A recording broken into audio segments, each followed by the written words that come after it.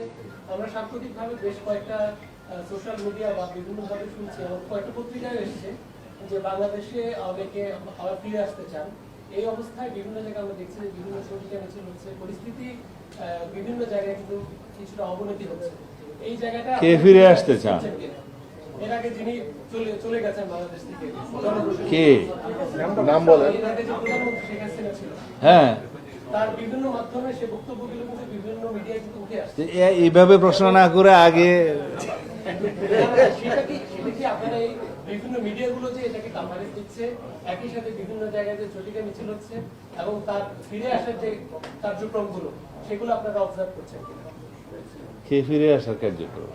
আমরা তো তাকে ফেরত চাই, আইনিভাবে চাই। পররাষ্ট্র মন্ত্রণালয়ের মাধ্যমে আমরা অনুরোধ করেছি, এক্সট্রাডিশন চুক্তি অনুসারে অনুরোধ করেছি, আমরা শেখ হাসিনাকে ফেরত চাই এবং আমরা চাই তিনি মামলা ফেস করুন।